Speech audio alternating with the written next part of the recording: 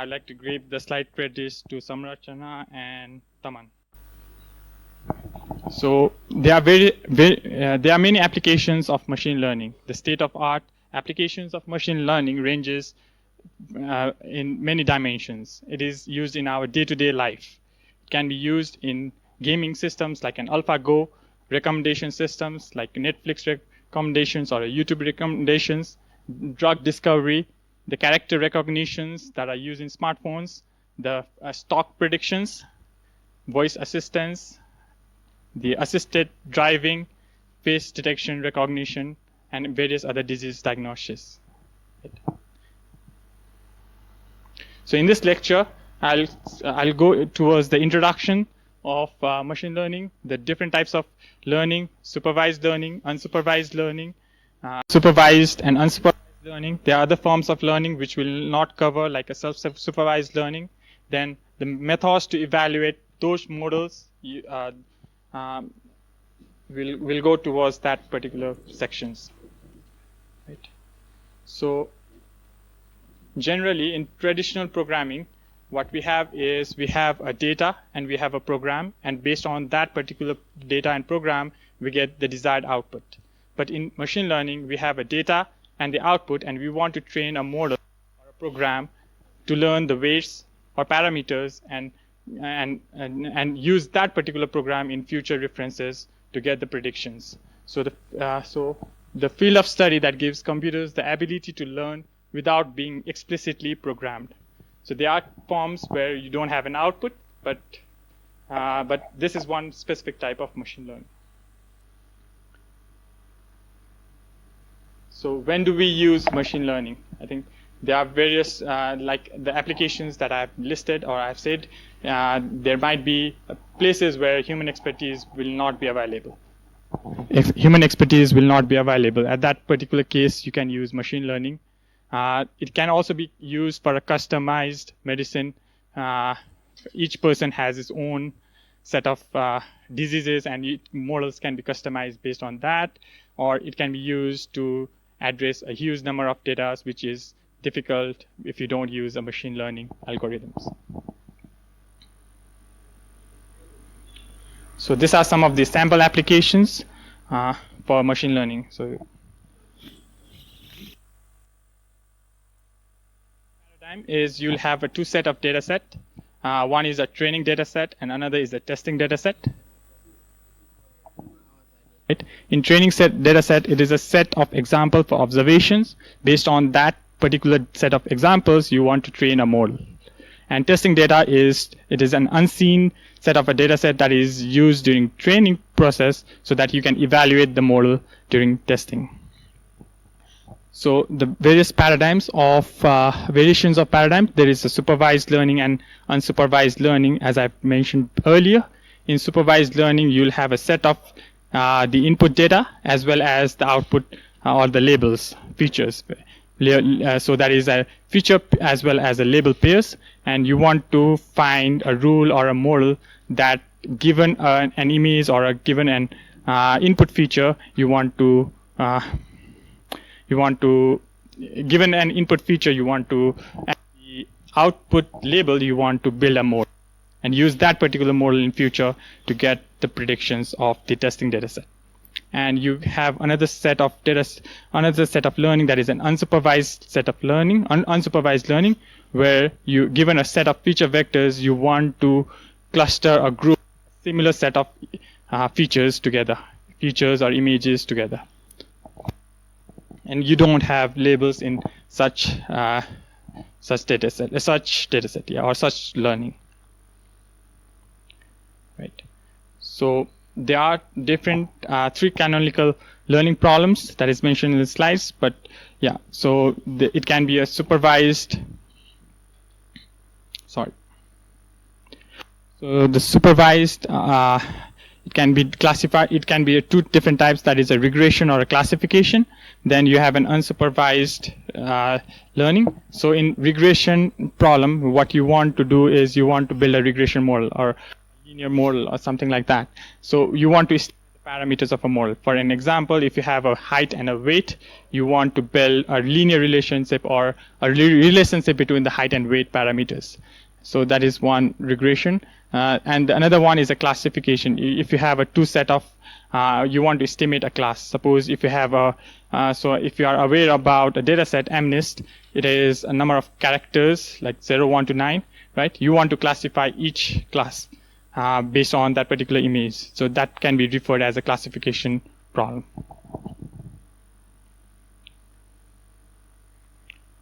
So in unsupervised learning, so one of the tasks is you want to group similar data points. Like in first example, you want to group the blue points, the another one in red, and in another one in green. So you want to, based on the feature space, you want to group or divide it into different classes. So that is the clustering. And another one, the last one, is dimension reductions. So in machine learning or deep learning, you are working with a large number of feature vectors. So you want to reduce the dimension. For this particular case, the points cannot be represented in a linear form or a linear regression, but you can change the dimension. You can reduce the dimension into a higher space. You can fit a linear model on this. So the another set of learning problem is a dimensional reduction. So there are three components of ML.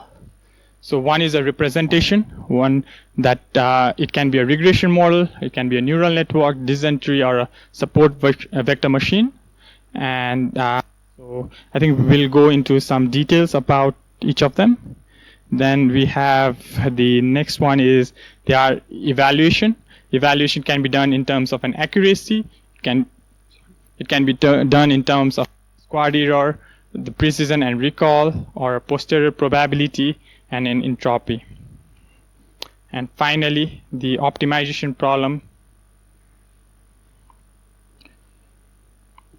can be a combinatorial optimization or convex optimization and a constant optimization. So you might be learning more in future about the gradient descent and a greedy search approach and all those things. So the first thing is supervised learning.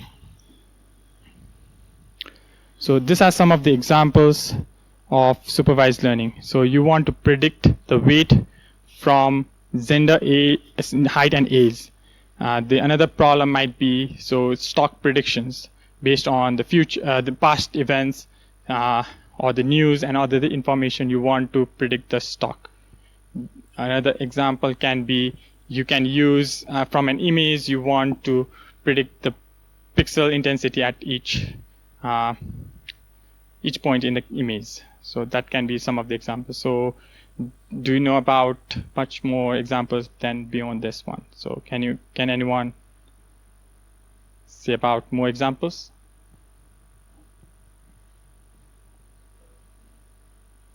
Sorry? Classifying?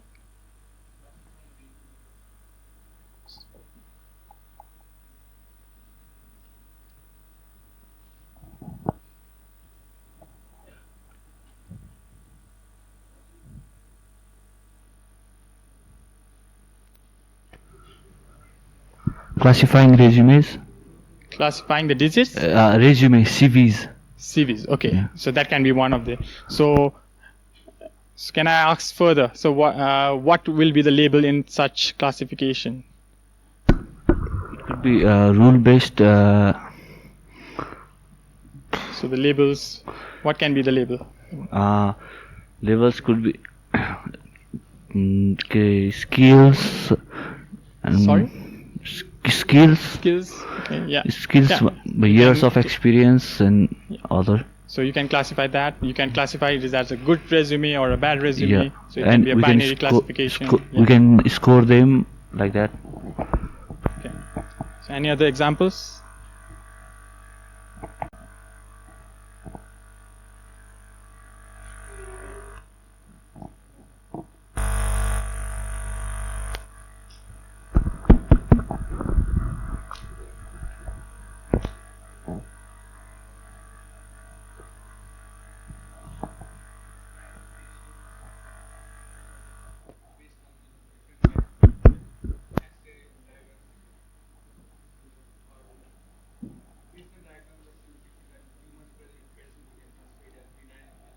Yeah, so that can be, so classifying diseases based on the image scan or x-rays or any other things, right? So that can be the other examples of supervised learning.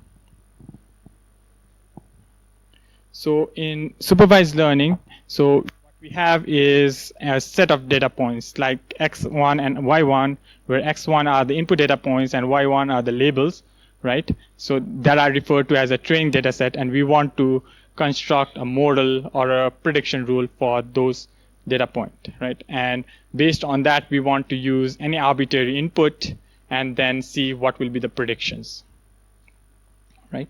So here, the data points xs is referred to as the predictors or covariates, and y is the output variable, right? And so it can be, and y is also can be referred as a realization of a random variable y. So it is so then, and the data can be both can be of continuous data, categorical data, or the ordinal type of data. So it can be of any type of data.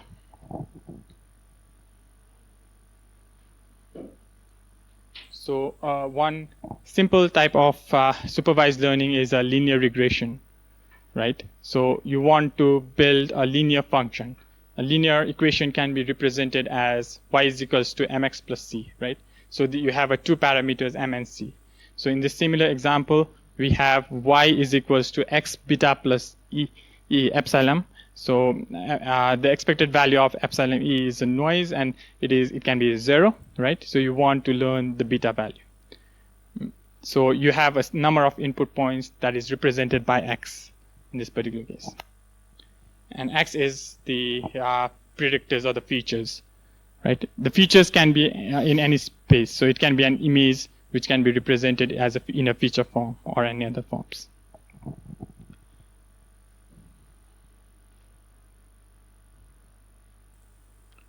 So our objective over here is to determine the model or beta in this case, right? So we use the x, the input values, and the y, the predictions, the expected output, and based on that we get the beta value, right? To predict the output at, so if you have a new point at x naught, the expected value of y given x naught will be in terms of a beta times x naught, right?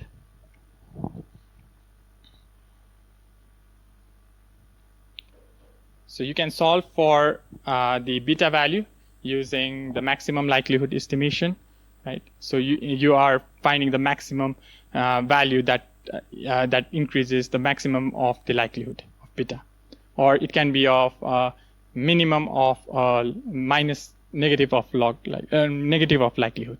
So you can do this. So in this case, the epsilon, it can be a normal or a Gaussian, and it can be a normal with a mean of 0 and the sigma square, right? And the conditional probability of y given x and beta can be a normal distribution with a mean of xi beta and sigma square of as a variance. So the likelihood at this particular case, if you are considering an independent identical function, independent and identically distributed function, it will be the product of all the conditional probabilities. So it will be the product of pyi given xi comma beta. So here our assumption is yi is independent and identically distributed, so there's no relation with them, and we normally calculate it in the log space because there are exponential terms that comes into play, and log will handle that, and it makes the mathematics a little bit easier.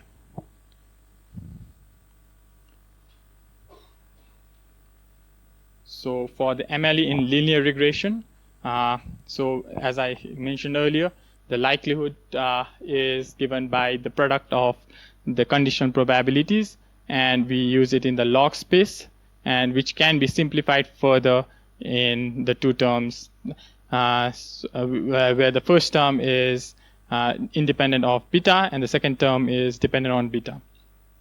So how will we derive MLE of beta in terms of linear regression is the another question. Does anyone have any idea about it?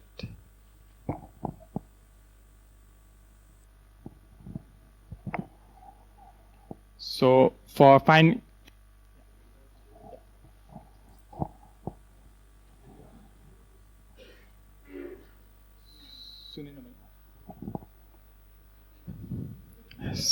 okay, yeah. So what we do is we take the derivative of the second term and equate it to 0, and then we get the value of beta.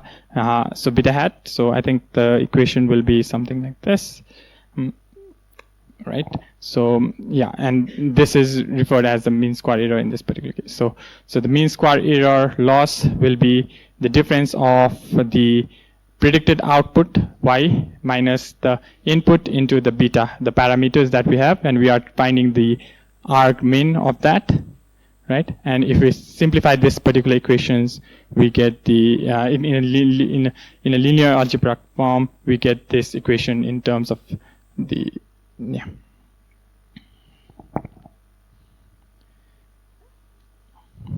And the minimizing the square loss is equivalent to maximizing the likelihood also. So that is another term thing to keep in mind. So there are advantages and disadvantages of linear regression, right? So in terms of advantages, it is easy, simple. It can be interpretable.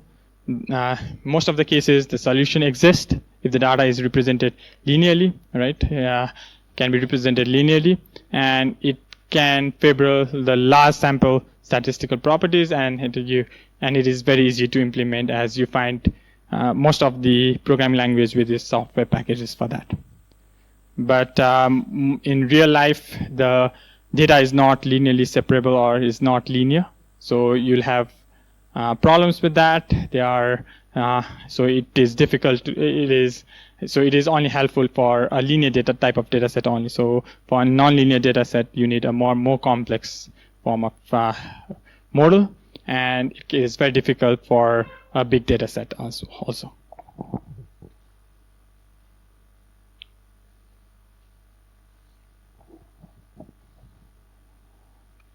So the next thing is a classification. So previously I mentioned about MNIST dataset, where you classify the images into different characters, right?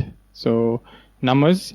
So there are other examples, like where we want to predict the weather based on the previous past history, and so that is one thing you can do.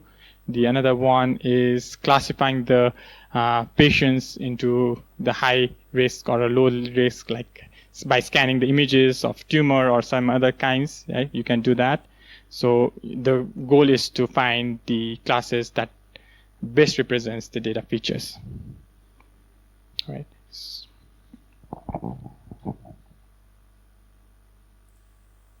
So the classification can be, suppose if you have two data points, two set of data points which are represented by yes, no, right? You want to classify that particularly. One thing to do is to define a decision boundary that separates these two classes easily, right? One such is a logistic regression. So logistic regression helps to classify those data points easily, right? And can be this is particularly using a sigmoid type of a function. So where you have the probability of a given output to be 1 or a yes is equal to the 1 upon the exponential 1 plus exponential of that particular value.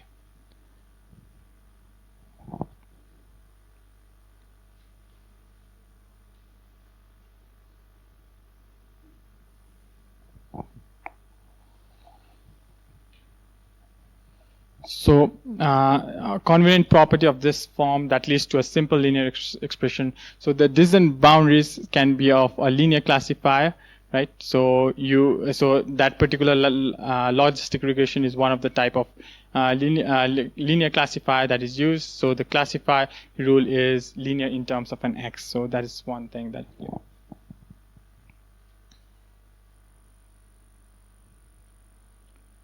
So for two classes, you'll classify it in terms of a probability of the output to be 1 given x naught and probability of y to be 0 given x naught. So that is, you find the probabilities for each classes.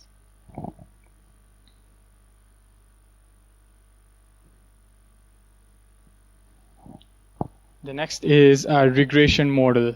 A general regression model is given expected value of y given x is a function of x, right? So what you want to learn is a set of parameters function that is for the function f. So it can be a parameter or a parametric model or a non-parametric model, which can be defined by a number of parameters, few parameters in terms of parametric model, or you have a bigger class of non-parameters for the non-parametric model. So you cannot use the parameters for that particular. So how do we decide which f to use? Is the question. So whether we use a function, parametric type of a function or a non-parametric type of function.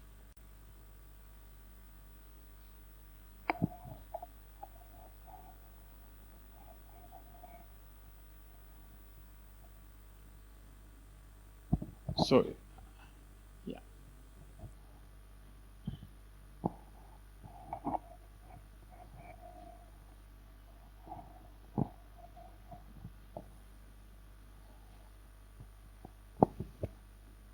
I guess parametric functions would be better.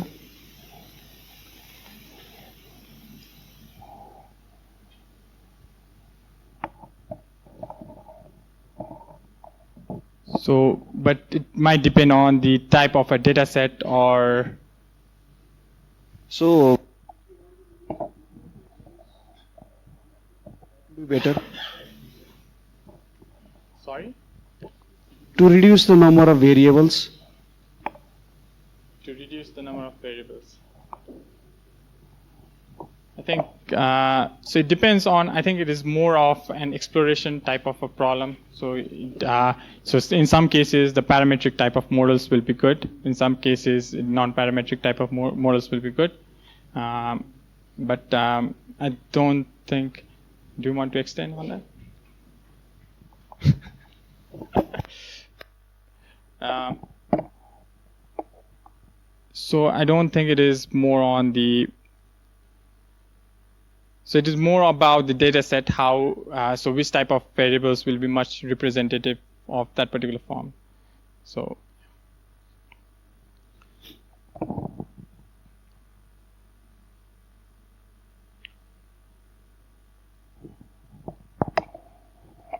So the next is we want to minimize the expected risk or loss function.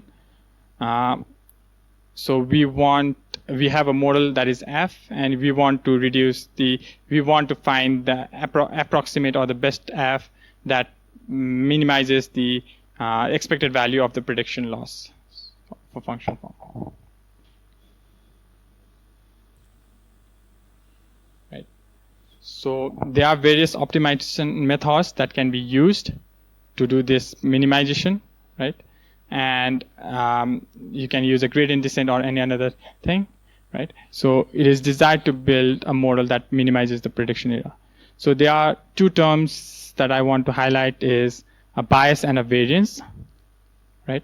If the model does well on the training data set and it fits properly on a training data set, it is said to be a low bias system, right? But if the model does well on the training data set, it does not guarantee that it does well on the testing data set, right? And that particular case produces a very high variance, right? The model is not a good model because it is just learning or it is just overfitting on the model that is in the training data set. So the term is, if the model does pretty well on the training data set only and does not do well on the test data set, right? So at that time, you have a low bias and high variance type of system. That is an overfitting case.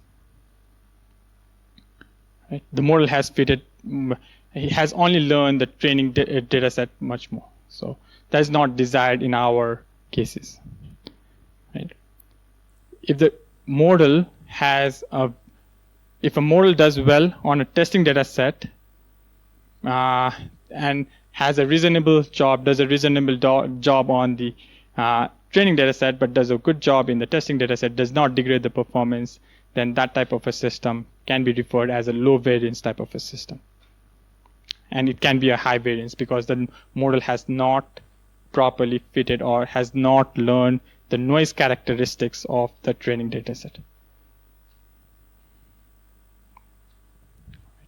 So I think this particular curve is showing that particular data. So this particular explanation that in case of a low model complexity, right? If the model is, if you are trying to fit a nonlinear data with a linear data, right? At that particular case, you have a model complexity which is very, very low. At that particular case, you might have a high bias, right? You might not learn properly the characteristics or the you are not able to learn the noise character. You are not able to fit properly on the training data set as well as the test data set because you are trying to fit a linear model on a nonlinear data. At that particular case, you have a high bias and a low variance, which is represented by the left side of this particular plot. But as you start to increase the model complexity, like making the model more complex, increasing the order of the polynomial, for example, you fit the nonlinear data much more better. At that particular case, you will be in a stage where you will fit properly, perfectly on the training data set, which reduces the bias, so you have a low bias in the system, but it might not perform well in the testing cases, so you will have a high variance. That is represented by the right side of this particular plot.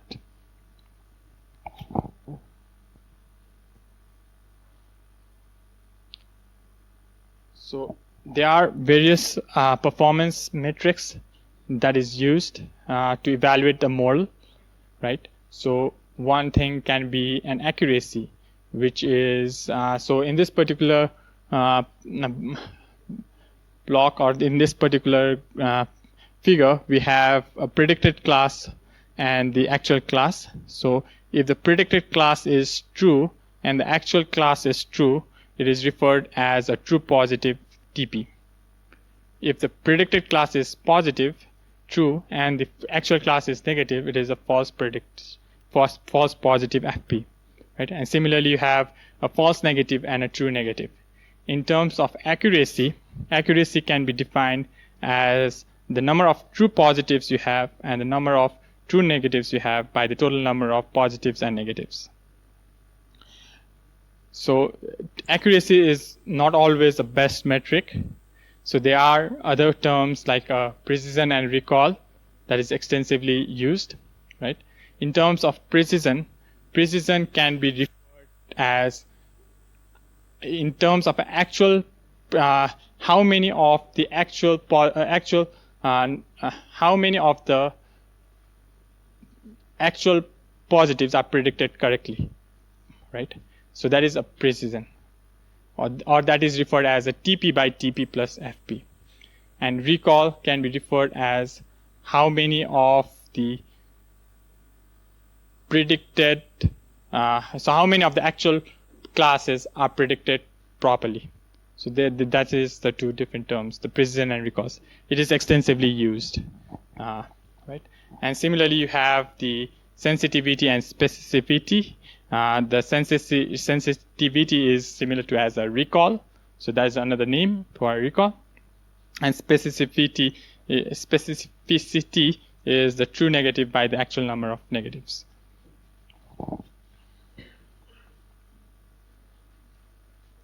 So I think so I explained about increasing the model complexity in the previous slide, right? So this is from one of the example, right? So you have a data points. I think you have a data points in blue, right? And the green represents the testing data set and testing point, and red represents the training case, right? So how the model fits in this particular case. So when you start to fit a linear model, like a red in the first one, you are not fitting a model perfectly, right? You can increase the complexity by making a straight line tilted, or making it a curve, or making a higher order polynomial that fits well in all the points in the last graph. But in testing time, the testing data set may not be at the similar representation of the training data set. So in that particular case, so that is a case of overfitting of a model.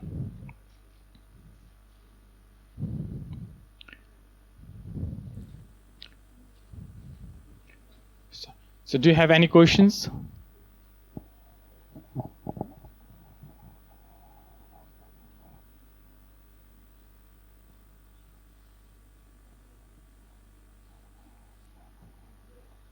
Yeah.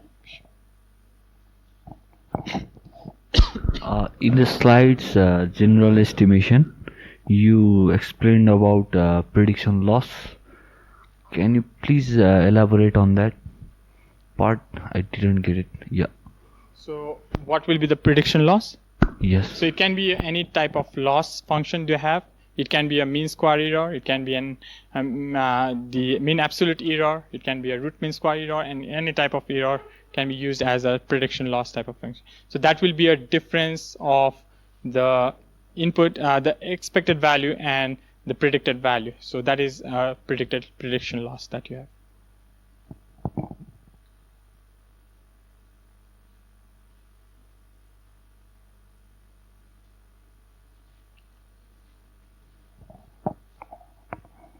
So the next is a bias variance trade-off, right? So in bias variance trade-off is, so there is always so if you try to minimize the bias of a model, you end up increasing the variance of a model, and if you try to decrease the variance of a model, you tend to increase the bias of the model. So there is always a trade-off between bias and variance.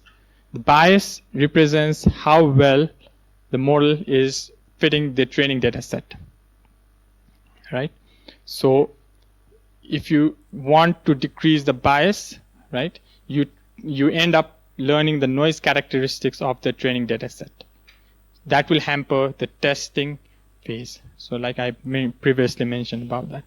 So you increase the,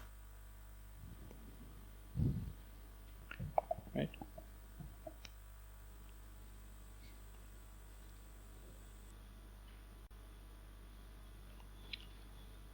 So the next type of learning is an unsupervised learning. In unsupervised learning, you don't have the data labels. So based on the unlabeled data, you want to cluster the similar type of data points or similar groups, right? And you want to differentiate the dissimilar group as much as possible. So it can be done in many ways, like so this particular example, where the points in different color represents the two different groups, right?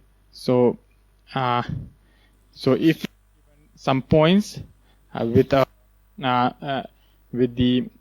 points, the two concentric circle, you can be representing it two concentric circle, or you can partition it into, so there should be some strategies of finding the best way to do this.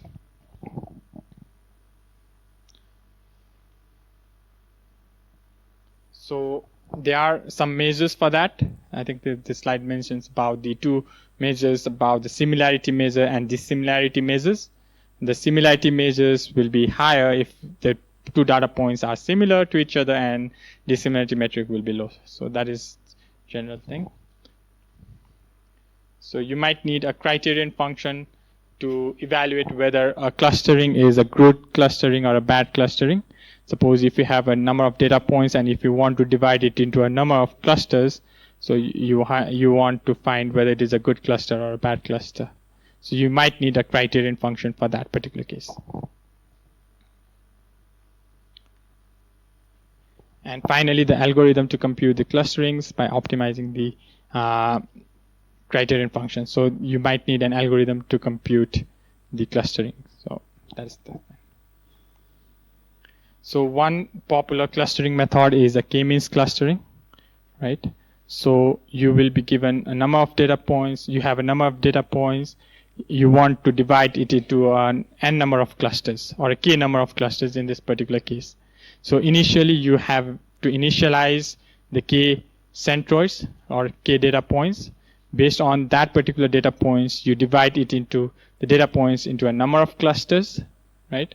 And you try to find a new mean or a median, and based on that, it is a mean, so it is, you find a mean of that particular data points, and you sift the centroid again and again until you find a point where you have divided the data points with an optimal case, with a conversion stopping criteria in this particular case referred to as a sum of squared error in this particular case. So you want to minimize that particular function. So here is one working example. So you have a data points represented in green. You have a three centroids, or 3 points, that is referred as C1, C2, and C3, right? So this will be the starting point for 3 clusters.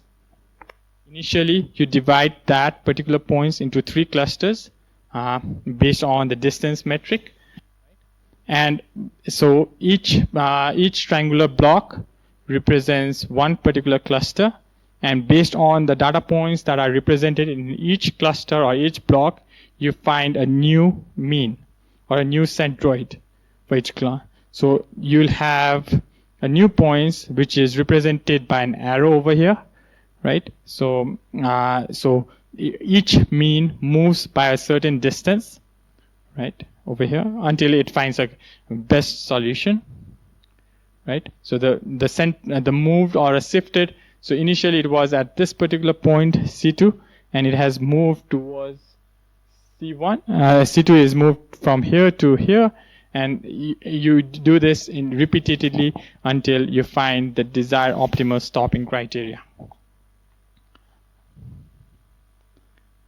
I think the slides are same.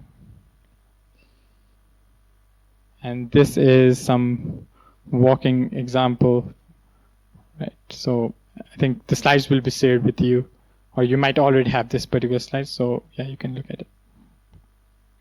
So there are strengths of k-means. That is, it is very easy to understand and is very easy to implement. If you are looking at the time complexity, it is dependent on the number of data points, the number of clusters, and how many iterations you want to do, right? If both the one of the case is the best, in best case it is similar to the optimization or time complexity of a linear algorithm if the number of clusters are very small, or if the number of iterations is 1.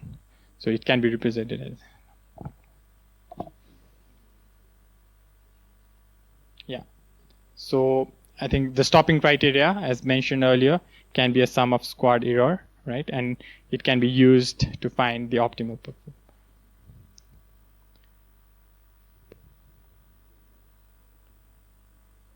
And one disadvantage is local optimum is easy to find, but the global optimum will be difficult to find due to the complexity it has. So you can find a local optimal means that in local periphery you will find the best solution, but it might be very difficult to find the global optimal value.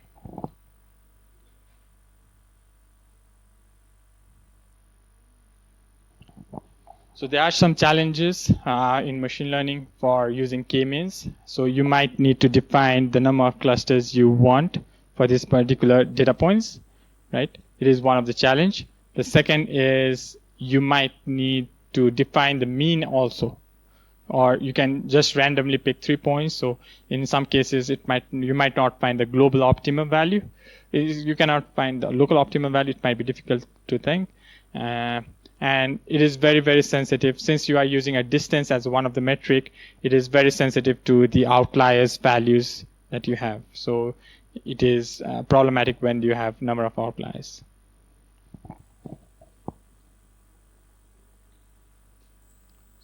So this is one case where the mean has shifted because of one outlier in the first graph, because you want to fit that particular outlier also to one of the clusters. But in ideal cases, you do not want to group that particular point into a cluster. So you want two different separate clusters with removing the outliers.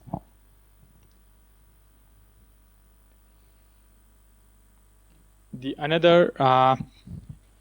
another machine learning or the algorithm that you have is the k nearest neighbors, right? You want to give the label of a new data point based on its neighbors. So based on the neighbors labels, you want to classify any given point to that particular class. So there is a k nearest neighbor. So you also have to define how many nearest neighbor you want to see in order to define that particular label to that particular cluster.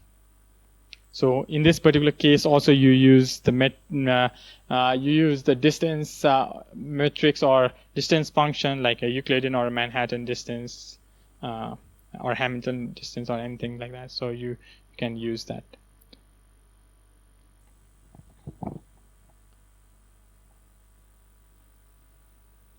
So, but in this particular case, you want to classify.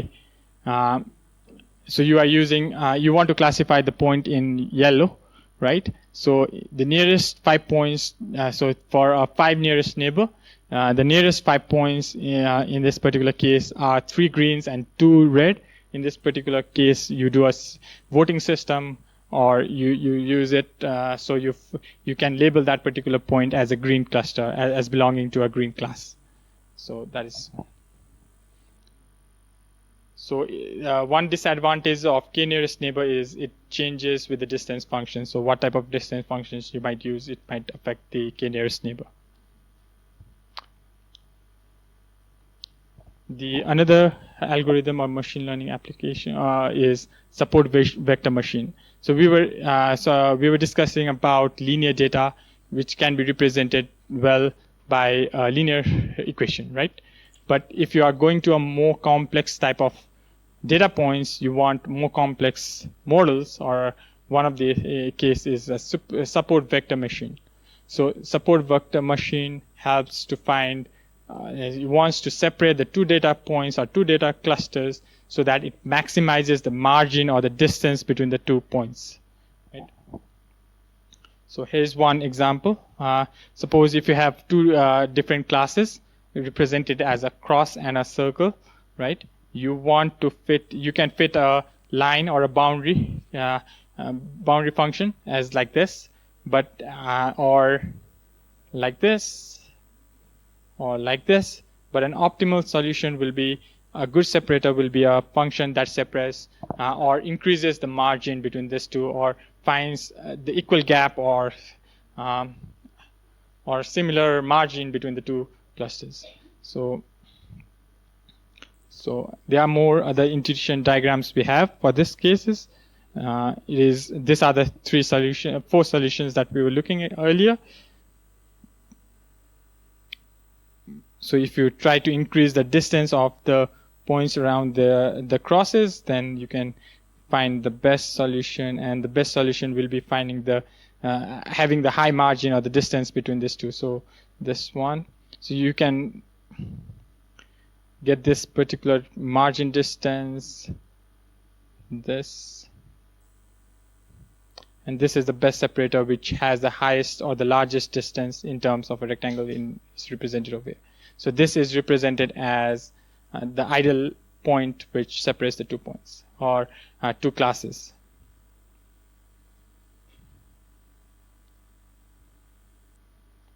And the points that are used to define the boundary or are referred as the support vectors.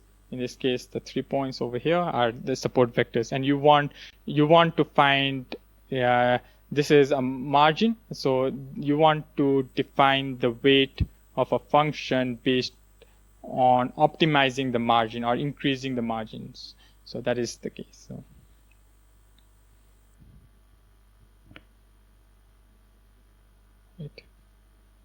So why might the predictions be wrong? So there can be non-determinism, or some of the data points might be partially or soft observable. At that particular case, you can have a bias in the representation label or an algorithmic layer, or it can be of bounded resources that the predictions can be wrong.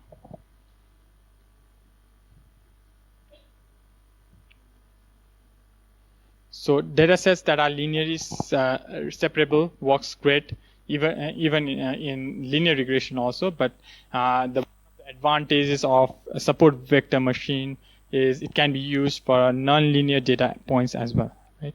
So for a non-linear,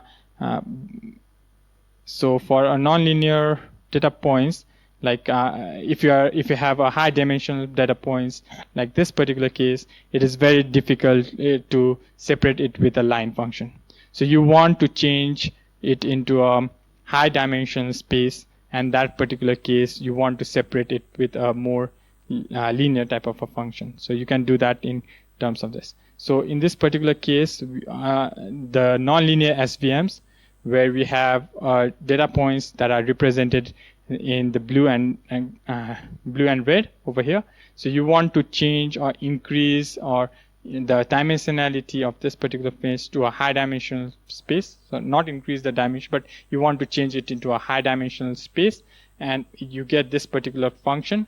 And in this particular function, you can separate it with another with some linear equation or something like that. So what you are doing is you are converting a nonlinear data into a more separable type of data, and you are defining a hyperplane for that particular function.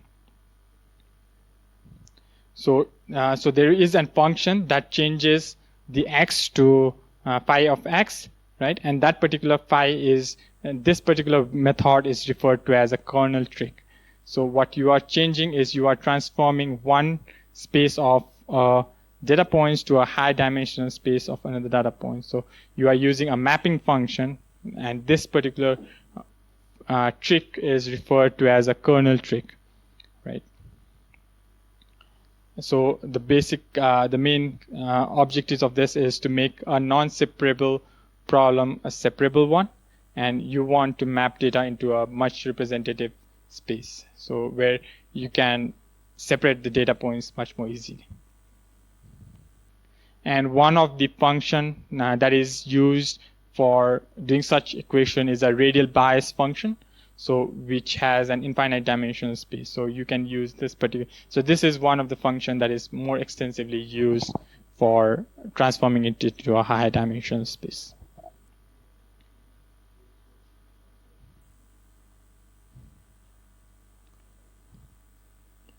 So the next is a regularization and evaluation. Like I mentioned earlier, that you don't want model to learn everything about the training data set. You don't want it to learn the noise characteristics of a training data set, right? You don't want a system to have a low bias in training set and do not perform well on the testing data set. At that particular case, you want a regularization for that particular case. So yeah, like I mentioned, the mean square error will be, so there is a bias variance trade-off. If you try to decrease the bias, variance increase, and vice versa. So regularization helps to find a good surface or a good reason for having a good bias as well as a good variance. So instead of just finding the loss, like a prediction loss, finding the differences between the expected outcome and the true outcome, expected outcome and the predicted outcome, you are adding a penalty in terms of a beta value, which is referred as a regularization, right? And this helps to add the uncertainty during training, or which helps the model not learn the exact noise characteristics of the training data set.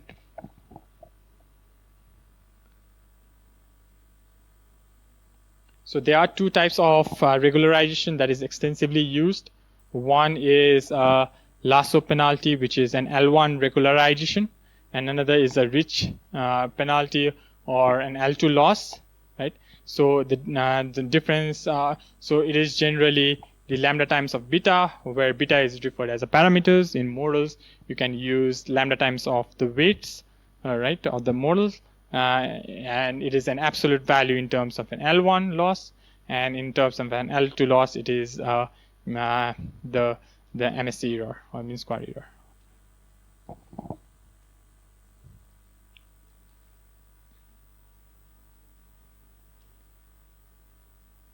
So how to choose lambda is the another question. So does anyone have any idea?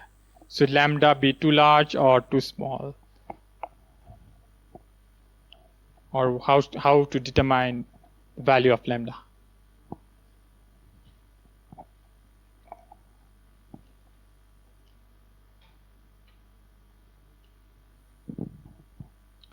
I think it is one of the hyperparameters. So you will try and test number of parameters and see what is an optimal lambda.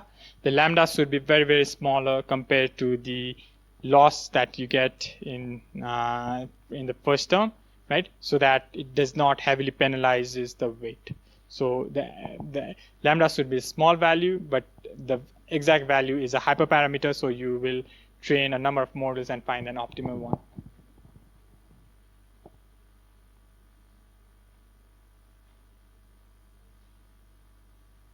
I think this is one slide that is repeated, so I don't think, yeah. So this is a repeated slide. So, right. So there are generalization problems in regression or classification. So this is very important. Like you need to find whether the model is a good model, it is an underfitting model, or an overfitting model. If the model does not do well in the training phase, or if the model complexity is very small and it does not do well in, to fit the characteristics of a training data set, at that particular case, you'll have an underfitted model. So you need to increase the model complexity at that particular case. The second case is when you have a good model that is not performing in phase as well as in training phase, right? And the third case is an overfitting model where the model does well in training set but does not do well on the testing set, right? So the model has learned the characteristics of the training data set very much, and it does not do well in the unseen data of the test data set.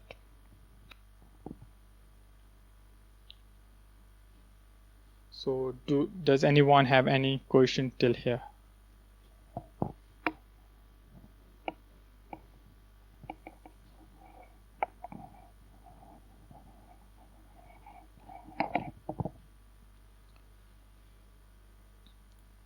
So there are some another terms that I want to introduce. I think this is the last term I have, the cross validation, right?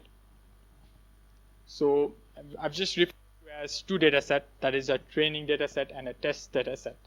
But during training phase, you have a subset of a data set you want to use for validation to see if the model has done, it is learning what you are expecting it to. And that is referred to as a validation set, right? So there are some ways, right? You can divide the training set into a number of sets, right? So there are there is a normally people might use a combination of 60, 50, 20, 20, 60 for training, 20 for validation, and 20 for testing, and do not use test data set at all during the training phase and evaluate the right.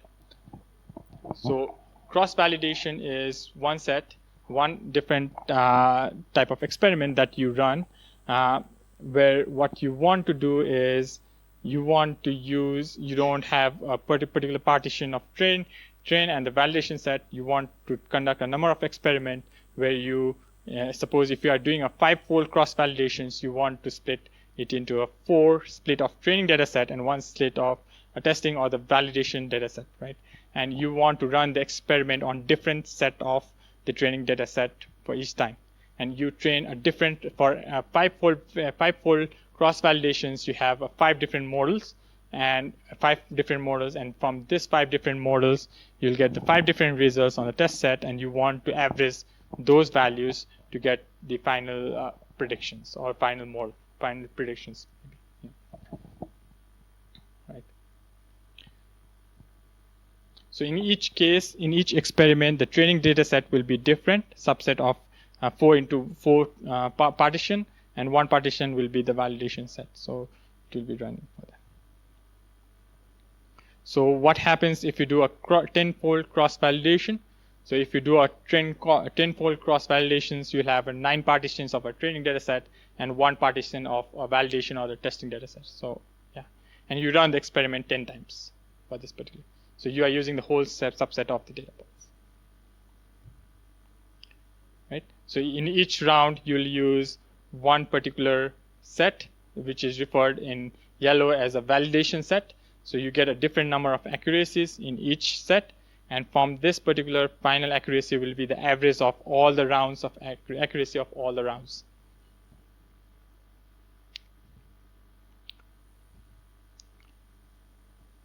Yeah, so the difference is only that it differs that you divide the data into 5 different folds or 10 different folds. I think that is all for my slides. So then I will be happy to answer.